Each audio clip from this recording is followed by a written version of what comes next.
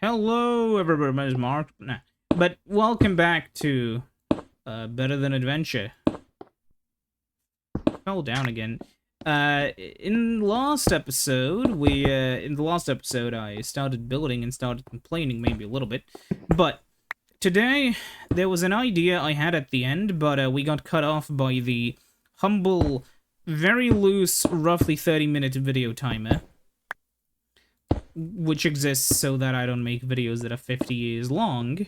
But as it would turn out, I like playing video games. I'm sorry. I am a gamer. I should have probably, like, put a censor bar there, maybe to censor the G, but, you know. The thing is, though, a lot of people play video games. But a lot of people play different video games.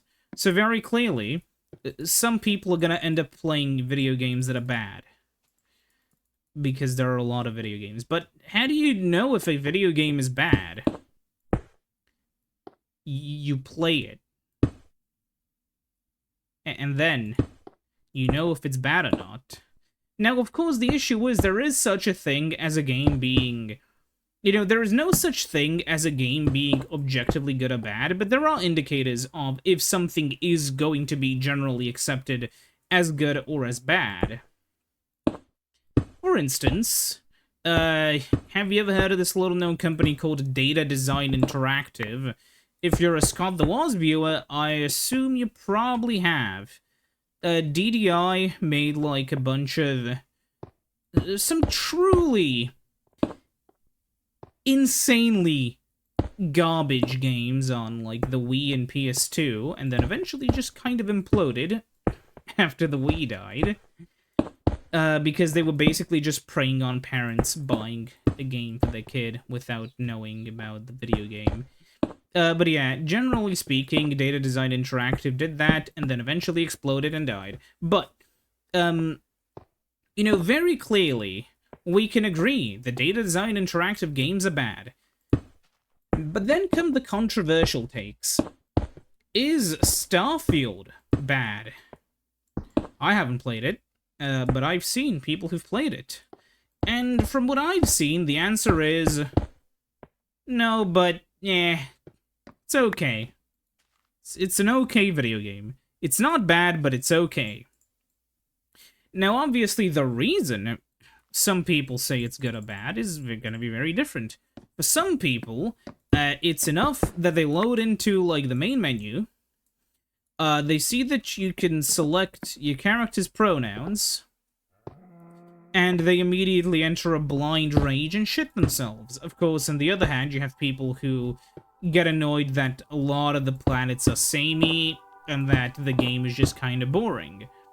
Now, these two reasons for saying you don't like Starfield are very clearly vastly different, and one of them is a valid complaint. The other one is really fucking stupid. If you can't guess which one is which, you should probably take, like, an eye exam for the brain. It would be really funny if I said the stupid one was the planet one, wouldn't it? But, you know, point is, angry 50-year-old man is... yeah, by the way, did you know that? The guy's fucking 50. The guy's almost as old as my fucking dad. And he's mad about Starfield. But, look, memes aside... genuinely memes aside... like... there are different degrees of badness, and one of my favorite examples of a video game that isn't actually a bad game, but whose public perception is very different depending on who you interact with, is from the Pokemon games I've played, the second one I played in my life. Yes, I play Pokemon. The first Pokemon game I played when I was a kid. It was Pokemon, drumroll please, Emerald. And I have a certain level of fondness for Emerald, because it was my childhood GBA game, I guess. And it was a lot of fun. Yes, I did get stuck at the Tate and Liza fight. Everybody did. My solution, if I remember correctly, was using my child brain. I did the math and I thought to myself, oh, wait a minute, they're the psychic type gym. And then the brain is like crunching through data, crunch, crunch, crunch. Wait a minute. Psychic type? But my Gardevoir, yes, that was that was a Pokemon I had, of course. One of, was a psychic type.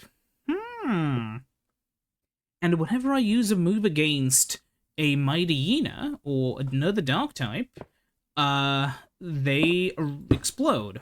Now, Mightyena looks kinda cool. So I trained up a fucking Mightyena up to, like, either level 40 or 50, I don't remember. I trained it up, and I think I still failed, like, 2 or 3 times, because one of my other Pokemon was a fucking Tropius. A Tropius! Because it looked cool, it was a dinosaur. Very clearly, I did not know about, I didn't know about actual Pokemon stats, or, like, especially not, like, EVs or IVs. What stats does Mightyena even have? Wow, okay, these are kind of garbage. 70 speed, 70 attack, sorry, 90 attack, 70... Wow, no shit I was bad with this Pokemon. But, man, okay, they could actually make it good by basically making it a Dark-type Luxray, I guess. But, you know, generally speaking... Oh, right, because Dark was a special type as well. And this fucker only has 60 special attack, because, for those who don't know, back before Gen 4, physical and special moves were not actually dictated by your move. They were dictated by your type. So every single Dark-type move was a special move, you know? The same with, like, fire types and some other stuff. There's a shout for it, obviously. That was changed in Gen 4 for the better, but yeah. But anyways, then afterwards, I went on to not play Pokemon games for many years, until one day I saw Scarlet and Violet. So, you know, thinking to myself, ooh, what is in what? I saw Iron Valiant. I googled the fucking specifics. I saw Iron Valiant in Violet, and I got Pokemon Violet. And my experience with this game was truly something to behold. Because the first thing I noticed was the frame rate. The second thing I noticed was I got a cool fucking bike. And it eats sandwiches. And from then on, I had a really fun time. A really, really fun time. Then, I went on the internet. And I found that a lot of people had really negative things to say about the game. Purely on, like, surface-level observations of how the game looks, and not actually on any in-depth observation of the game's mechanics. That's roughly when I got into watching people like Wolfie and other YouTubers who were around Pokemon, and that's when I turned into somebody who would definitely have a pet Pikachu, to somebody who liked Pokemon. But point is, you know, I guess this is like, I remember reading like, oh yeah, nowadays Nintendo's core audience is like no longer kids, it's 20 to 40-year-olds, and yeah, that's me. But to be clear, I'm one of those people who really didn't play most Nintendo stuff growing up, so I was mostly a PC player, so it's funny, isn't it? But yeah, generally speaking, it is what it is, right? Like, realistically, I had a lot of fun playing Pokemon, but a lot of people had a lot more fun shitting on the game on forums. And because of that, the game's reputation is basically forever ruined by random internet people hating on the game for realistically often really stupid complaints. One of the funnier complaints is that Game Freak is lazy and that Scarlet and Violet is unacceptable. Which is really funny, because that's a very vague statement. To claim a game is unacceptable, I would genuinely, I genuinely wonder what would make a game in 2025 unacceptable. I guess when the game came out, it was like 2022, but you know what I mean. Like, I guess Mind's Eye is a good example of a game which is kind of unacceptable these days. You know, you've seen Mind's Eye, right? It's like complete, basically unplayable garbage compared to Pokemon, which is buggy and very playable. And the thing is, people make fun of Pokemon or whatever. A lot of people say that, like, I've seen that one fucking video by this Rage Bait channel, called Dana Raid, where, like, it was like, well, I didn't even fucking see the video. I saw a friend of mine summarize it to me. But it was, like, basically just, it was this video basically talking about how this game killed the franchise, and then I made the mistake of fact-checking the video by Googling the actual sales data, because I assumed, wait a minute, I was only made aware of this very recently, okay? Keep in mind. So I'm sorry, I missed out on a lot of the discourse about that particular video.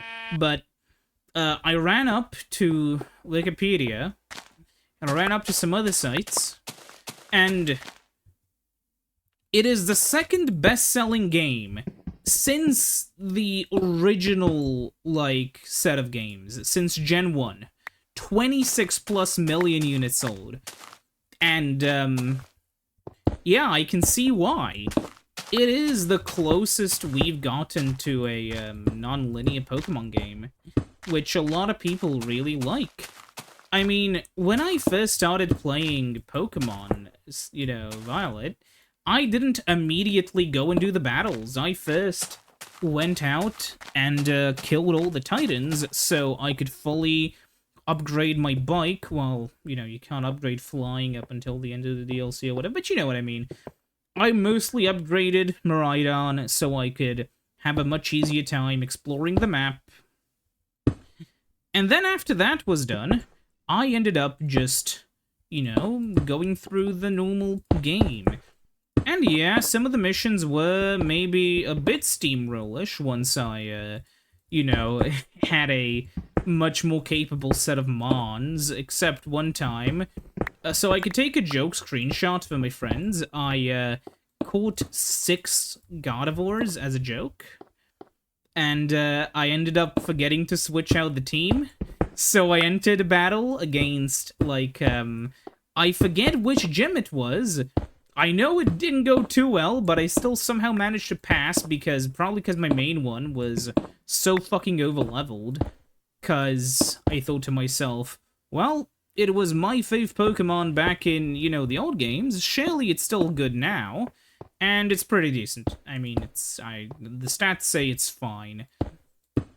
It is kind of interesting, though, that it has so much special bulk, but not that much speed. A part of me feels like you could really help Gardevoir out by maybe min-maxing it a little, like, more attack, more speed, and cutting, you know, the normal attack. I don't know, but generally I think making my fave still, like, keep up with the new Pokemon, with the new shiny toys is, probably not what Game Freak wants. You know, they probably want to sell the new toys and not just to keep selling the old ones. Oh, and they also randomly released a fucking life-size one, which is incredible, but for one, I have no... For one, like, that'd be really funny. But I don't have the space. I don't want to spend, like, if I had $450 or however much it costs.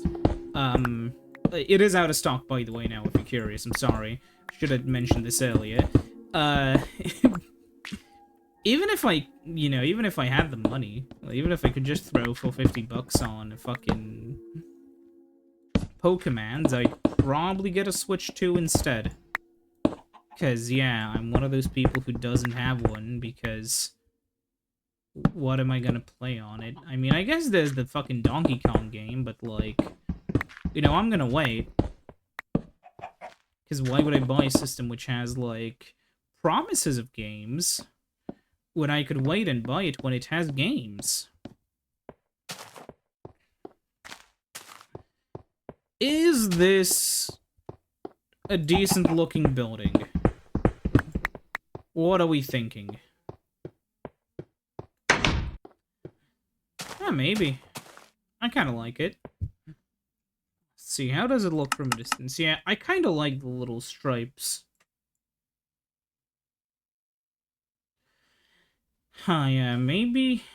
No, I kind of like this, yeah.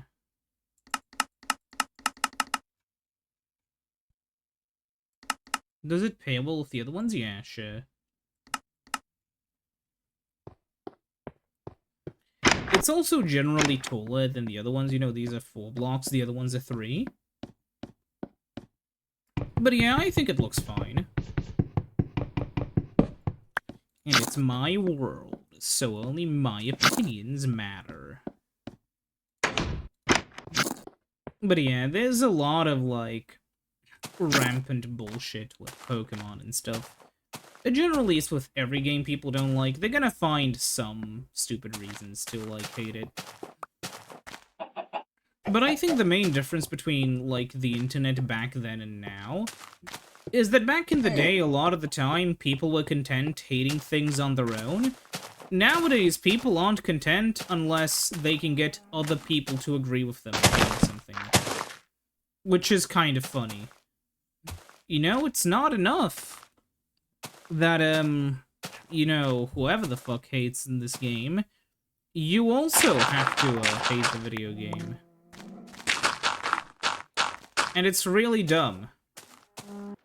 Like, I've seen people get genuinely mad at me if I have a different gaming take.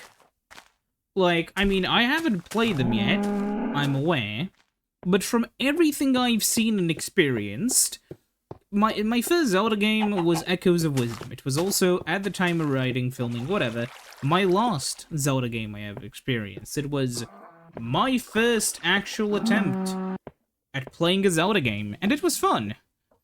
The reason why I didn't buy the, you know, open world Zelda is because, I don't know, open world, nobody does it like Rockstar, and everybody else kinda does it worse. Pokemon did it okay, but, like, I mean, that's Pokemon. For Zelda, a huge part of the stuff for me would have to be seeing the story. Imagine if in Echoes of Wisdom, the story was just, like, fully open or whatever, and you didn't have quests, you just kinda had the world to explore. Like, that works in Minecraft and Terraria, sure. Well, I mean, in Terraria, there's still progression, but you know what I mean. I don't like that in Breath of the Wild. I don't like that in Tears of the Kingdom from what I've seen of the games in some of those reviews. A lot of the stuff I've seen there just kind of sucks.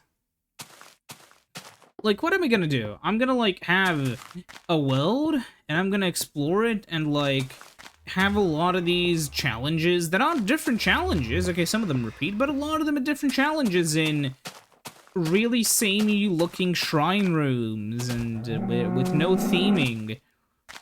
Like, at some point you gotta realize that one really big thing which you can do to, make a game stand out is to just have, like... We're gonna need more wood. One thing you have to do, if you want to make a game stand out graphically, is you need to have theming. Even if there are 2 dungeons that are kinda similar in terms of ideas, right? If you make them look different, and, you know, if you make them feel different, you know, they'll have some, you know, they'll have staying power, but if you make them all look the same, kinda kills the point, you know? Now, of course, that doesn't mean just randomized whatever. That's why that's why Zelda games had real dungeons. But, like, generally speaking, that's kind of the issue I've had with, what I've seen of that. And, sadly, you know, some Zelda fans get unreasonably mad and harassy. Obviously not the majority, I am aware, but it's one of those community things where you need to, like, you know, gatekeep the shitty people out. Because if the shitty people aren't kept out of your community, then congratulations. Your community is gonna be forever associated with those shitty people. Because remember, like, the quote-unquote silent majority of the community is never the ones who actually, you know, are the spokespeople for the community. It's always whoever is loudest. Huh. Okay, I figured out where the zombies are. So, like, the issue is, you know, if, the spokespeople for your community are particularly loud about it, obviously, hello, they're going to be the ones who you'll see first. It's kind of like the issue where somebody's like, oh, you don't like somebody in your community? Just ignore them. Well, no. The issue is, if they're, like, a toxic person, they're gonna, like, ruin the community for other people. That's the issue. You know, the issue isn't that person being shitty, it's that the shittiness can just ruin a community. Like, if I tell someone, hey, please don't, you know, this community sucks, I've met a lot of really toxic people there, you're not gonna think about really joining it as much if the community's full of assholes, even if maybe I met exactly the few, like, really shitty people in the entire community, and most of the community is still nice people. Like, that doesn't matter, because I already had a negative experience, and that negative experience, because nobody fucking bothered to sweep out the shitty people, I'm going to always have a negative perception of the community, because that's what I've experienced.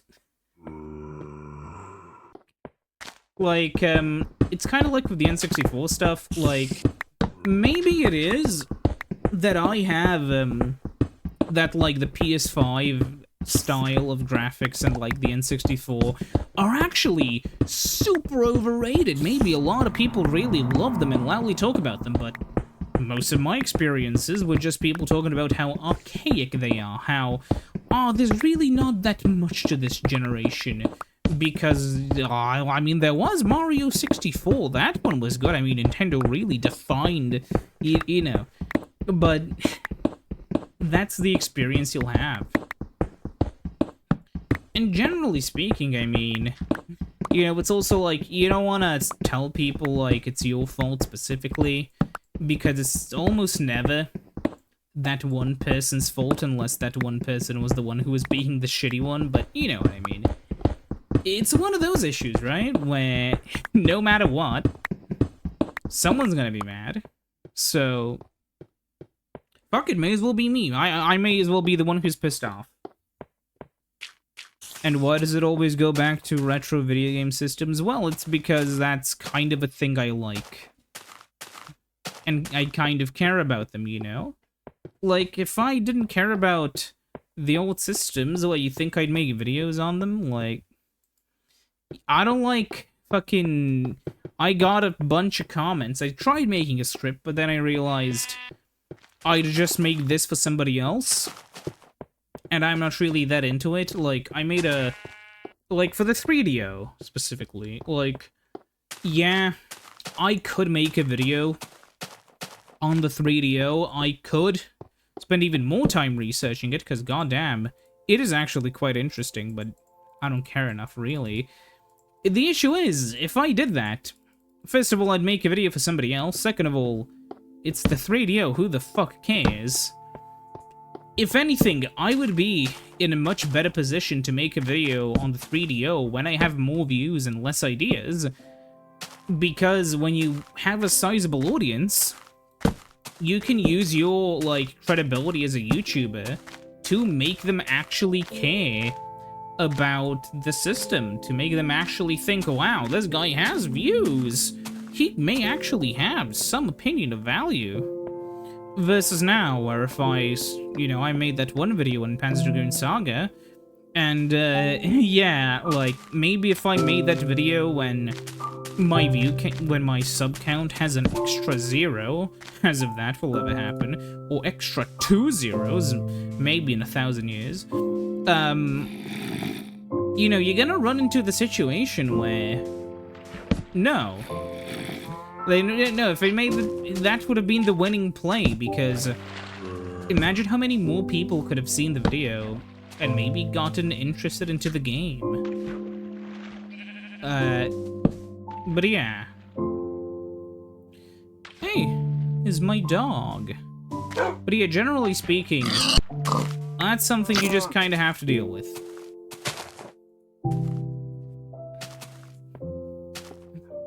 It's a shame. It's also a shame that people will just, like, assume things and then, like, you know, people will assume you said something in a video where you don't say that thing and then argue with you over it. Or, you know, they'll sometimes just say stupid stuff, like a guy telling me that Spyro was a bad imitation of Mario 1 because Spyro had fog.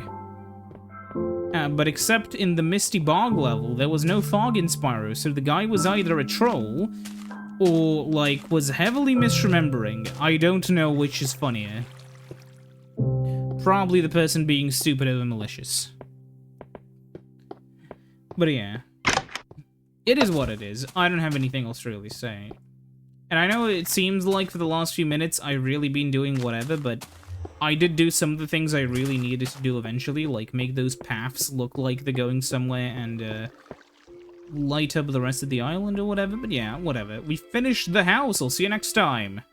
Bye-bye.